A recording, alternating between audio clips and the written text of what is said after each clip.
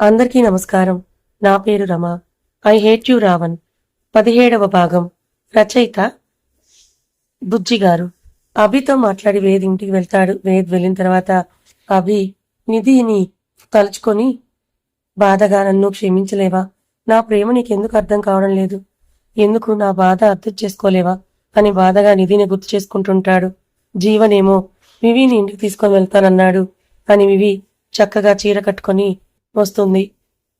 జీవ కోసం రూమ్లోకి వచ్చిన తనని చూసిన జీవ అలానే చూస్తూ ఉంటాడు. వివి ఏమైంది బాబా, బాగున్నానా అని అంటే పొట్టి అని పొట్టి పిల్ల గట్టిగా పట్టుకొని పిచ్చి లేపుతున్నావి, ఇలా నేను చూస్తే నా చిట్టిగుండె ఏమవ్వాలి అని అంటాడు. వివి బావా అని అంటే చాలా బాగున్నావు బంగారం అని అంటాడు.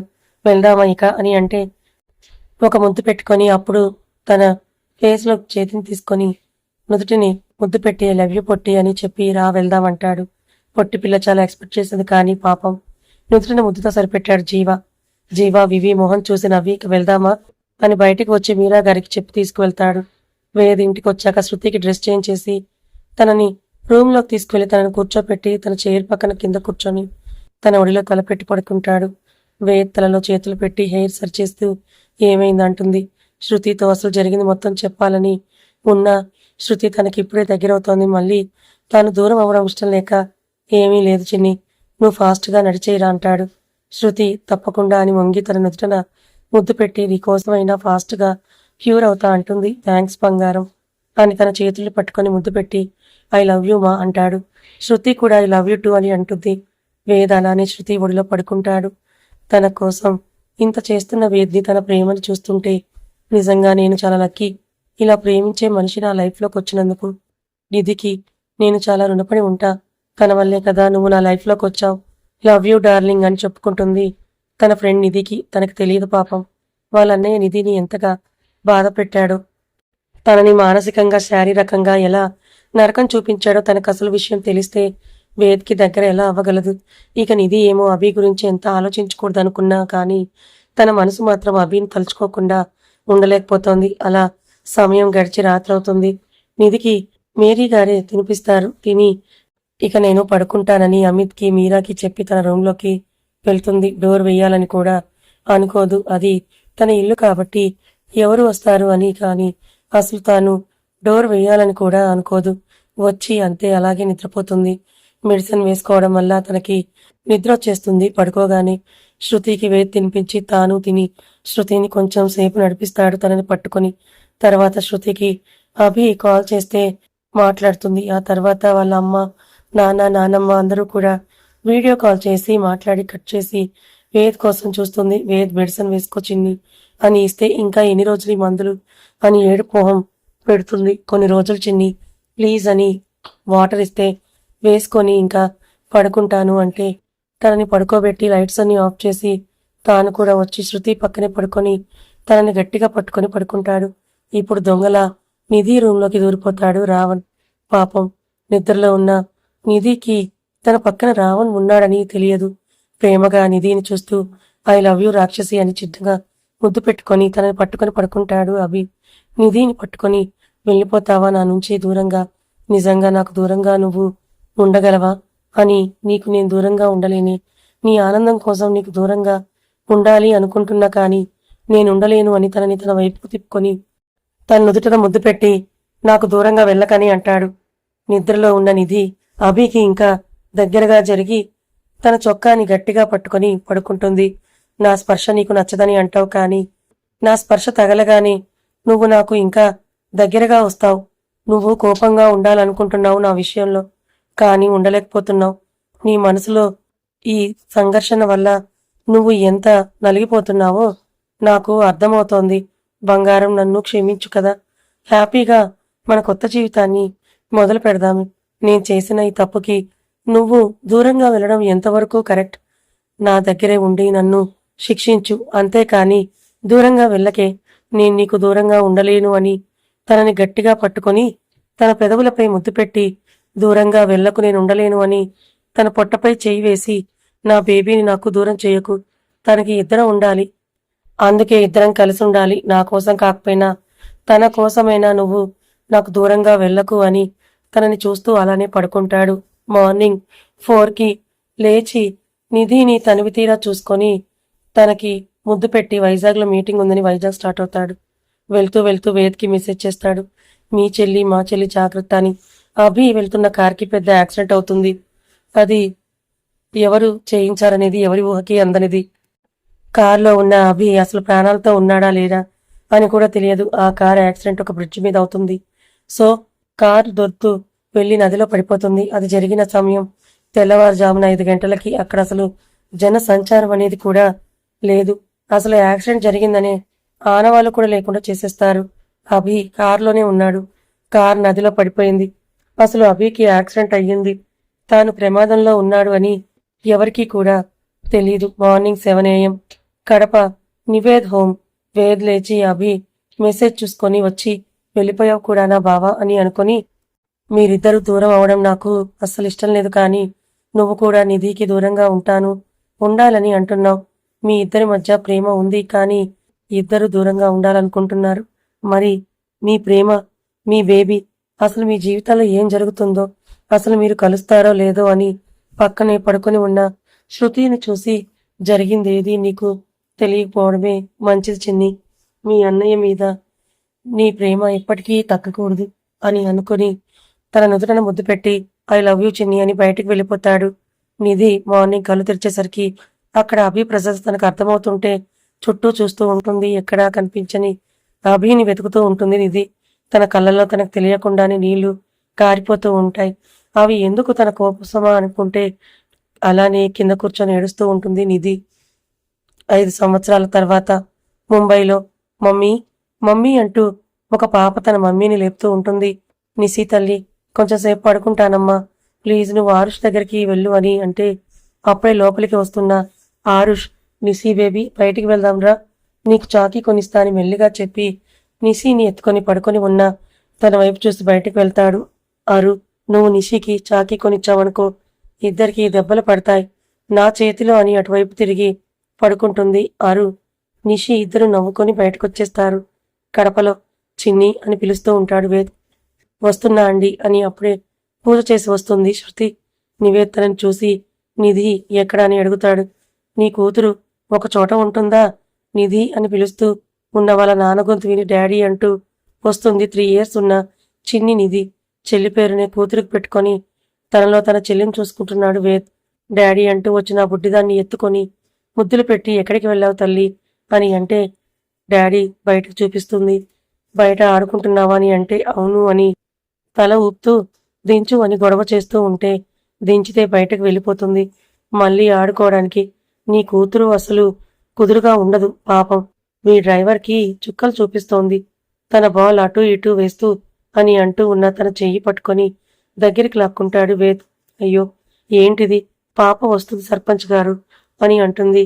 సర్పంచ్ బయట వరకే బంగారు, ఇంట్లో నేను నీ సేవకుణ్ణి కదా అని అంటాడు. బుగ్గపై ముద్దు పెట్టి చాలే వదలండి, నైట్ మొత్తం నిద్రపోనివ్వలేదు, మళ్ళీ ఇప్పుడేంటిది అని దూరంగా వెళ్తున్న తన భార్యని ఇంకా దగ్గరగా జరుపుకొని పాపకి తమ్ముడు కావాలి కదా, అందుకే మనం రాత్రి పగలు కష్టపడి తనకి తమ్ముని ఇద్దాం అని మేడం పైన తన మీసాలతో రాస్తూ ఉంటే శృతి నవ్వుతూ చాలు, గిలిగింతలు పెడుతున్నాయి, వదలండి అంటుంది. వదలను అని డోర్ వేసి తన పెదవులను అందుకుంటాడు సర్పంచ్ బాబు. వైజాగ్ అభి వాళ్ళ ఇల్లు. అభి ఫోటో చేతిలో పట్టుకొని ఏడుస్తూ ఉంటుంది బామ్మ.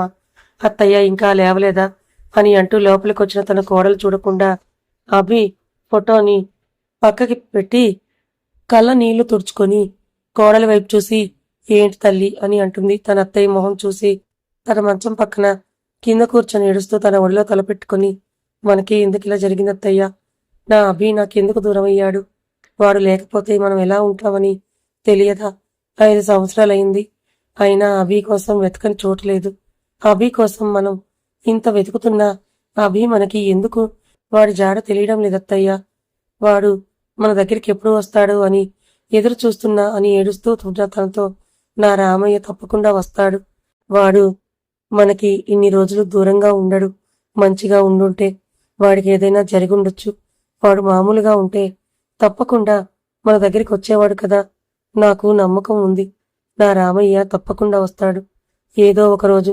ఈ ముసలి గుండె అందుకే ఇంకా కొట్టుకుంటూ ఉంది. వాడి కోసమే. ఎక్కడున్నావు రామా అని బామ్మ గారు తలుచుకుంటూ ఉంటారు. ముంబై నగరం రంగురంగుల దీపాలతో వెలిగిపోతోంది.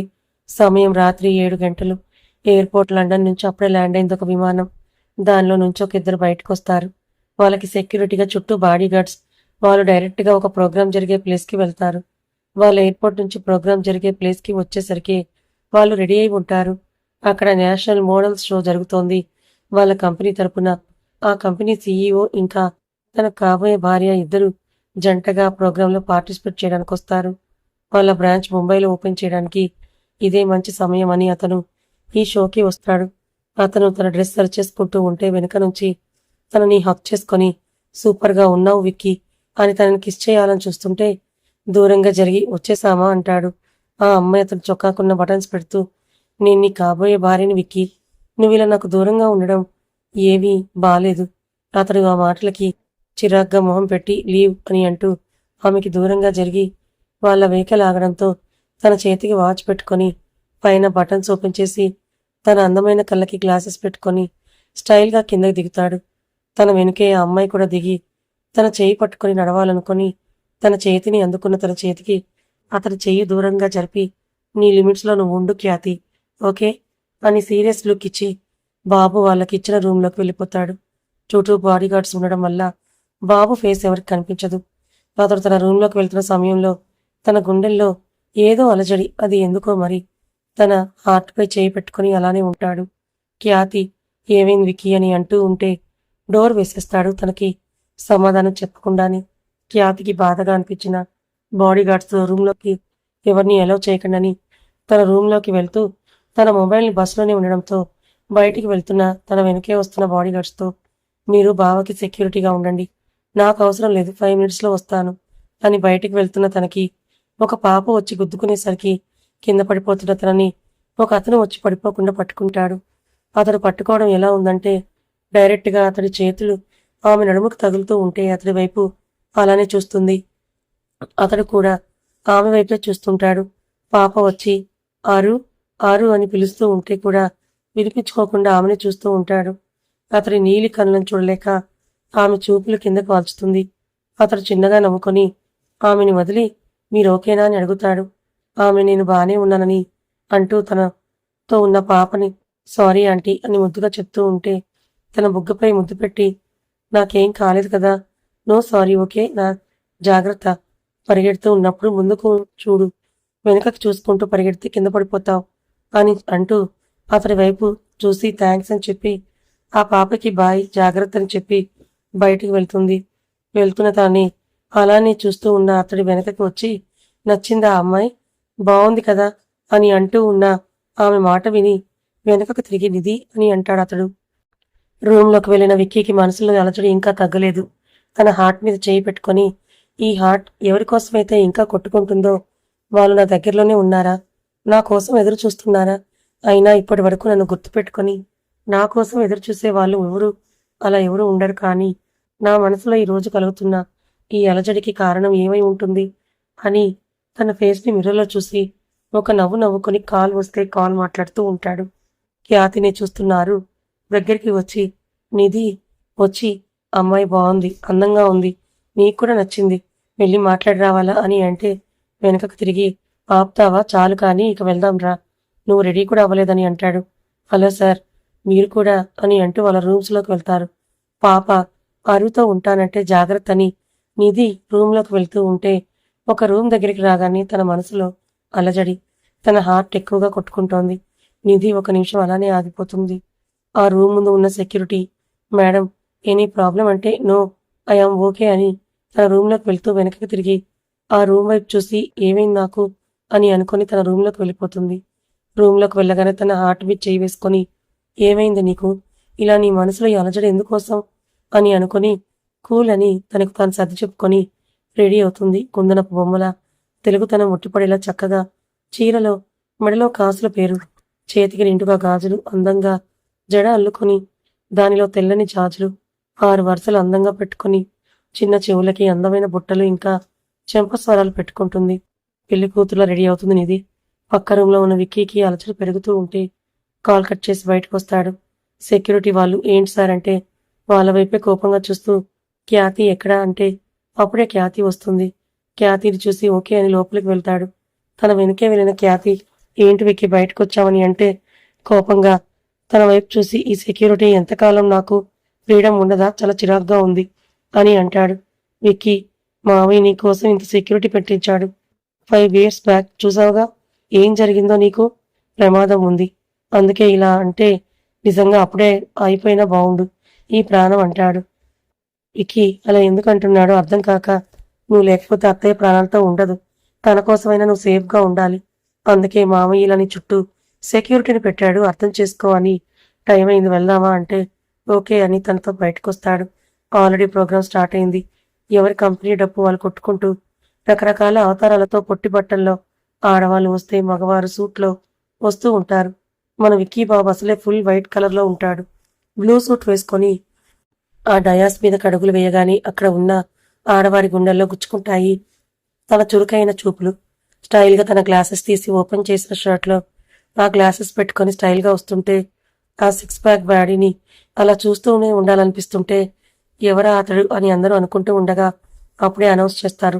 మన యంగ్ బిజినెస్ మ్యాన్ ఎన్నో అవార్డ్స్ తీసుకొని చిన్న వయసులో నేషనల్ లెవెల్లో వాళ్ళ సామ్రాజ్యాన్ని సృష్టిస్తూ ముంబై వచ్చిన Vikram Krishnanandan VKN company CEO in London అని చెప్తూ ఉంటే ఖ్యాతి చేయి పట్టుకొని ఫుల్ యాటిట్యూడ్తో డయాస్ మీదకి వాక్ చేస్తూ వస్తాడు మన విక్కీ.